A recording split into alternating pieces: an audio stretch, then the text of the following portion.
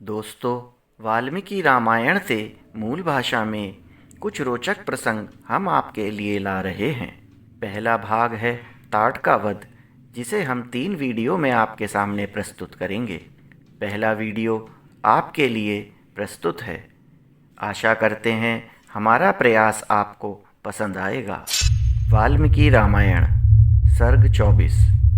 श्री राम और लक्ष्मण का गंगा पार होते हुए विश्वामित्र जी से जल में उठती हुई तमलध्वनि के विषय में प्रश्न करना, विश्वामित्र जी का उन्हें इसका कारण बताना तथा मलद, करुष एवं ताटका वन का परिचय देते हुए इन्हें ताटका वध के लिए आज्ञा प्रदान करना। निर्बल प्रभात काल में नित्य कर्म से निर्वृत्त हुए विश्वामित्र जी को आगे करके शत्रु दमन वीर श्री राम और लक्ष्मण गंगा नदी के तट पर आए।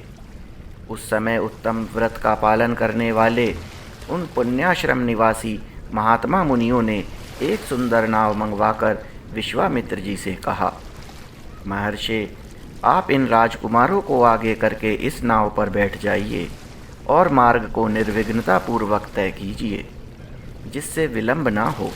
विश्वामित्र जी ने बहुत अच्छा कहकर उन महर्षियों की सराहना की और वे श्री राम तथा लक्ष्मण के साथ समुद्रगामिनी गंगा नदी को पार करने लगे। गंगा की बीच धारा में आने पर छोटे भाई सहित महातेजस्वी श्री राम को 2 जलों के टकराने की बड़ी भारी ध्वनि सुनाई देने लगी।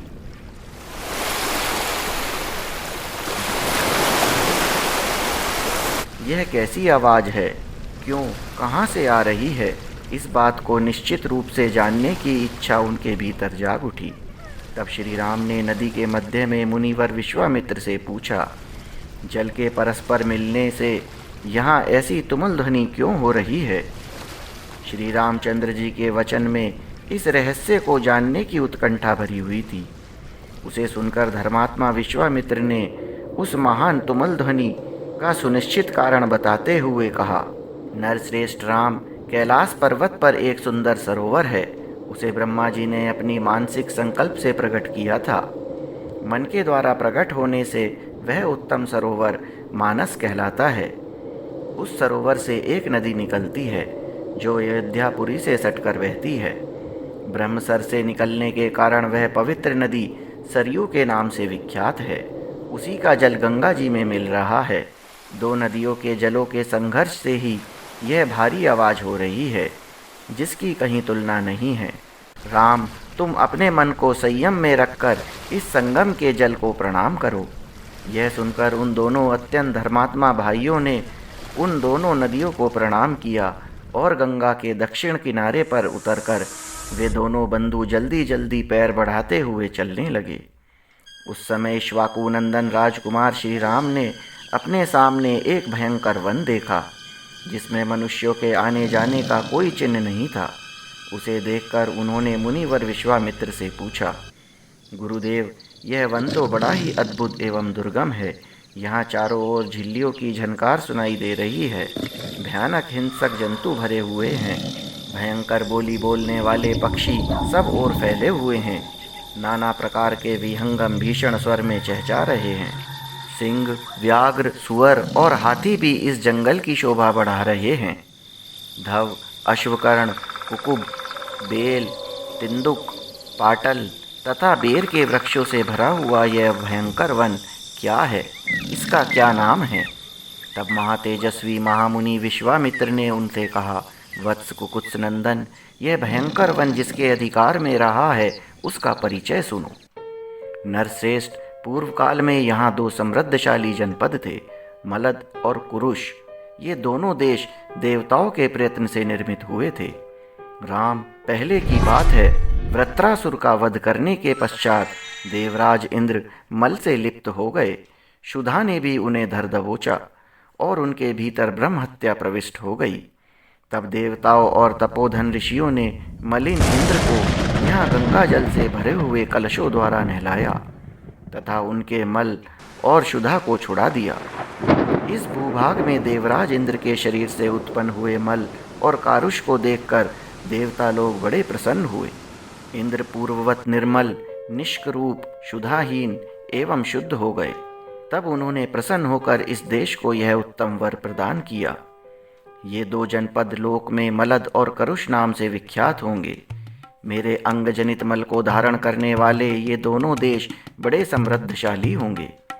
बुद्धिमान इंद्र के द्वारा की गई उस देश की वह पूजा देखकर देवताओं ने पाक शासन को बारंबार साधुवाद दिया। शत्रुदमन, मलद और कुरुष ये दोनों जनपद दीर्घ काल तक समृद्धशाली, धन धान्य से संपन्न तथा सुखी रहे हैं।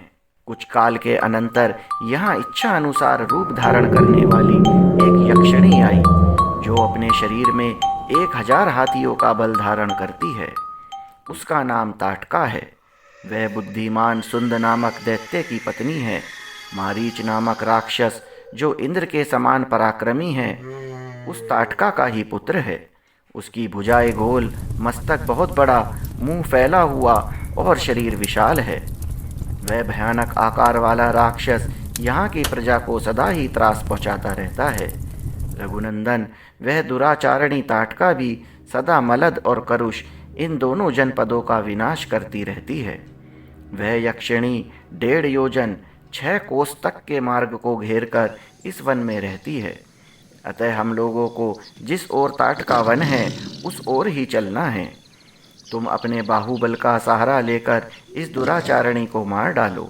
मेरी आज्ञा से इस देश को पुनः निष्कंटक बना दो। यह देश ऐसा रमणीय है तो भी इस समय कोई यहाँ नहीं आ सकता है। राम, उस असह्य एवं भयानक यक्षिणी ने इस देश को उजाड़ कर डाला है। यह वन ऐसा भयंकर क्यों है, यह सारा रहस्य मैंने तुम्हें बता दिया है। उस यक्षिणी ने ही इस सारे देश को उजाड़ दिया है और वह आज भी अपने उस क्रूर कर्म से निवृत्त नहीं हुई है। दोस्तों, पहला भाग यहाँ समाप्त हुआ। दूसरे भाग में ताटका की उत्पत्ति, विवाह, शाप आदि का प्रसंग आपको सुनाएंगे। यदि आपको हमारा वीडियो पसंद आया है तो हमारे चैनल को सब्सक्राइब कर इस वीडियो को लाइक अवश्य करें तथा अपने दोस्तों के साथ इस वीडियो को शेयर करें। धन्यवाद।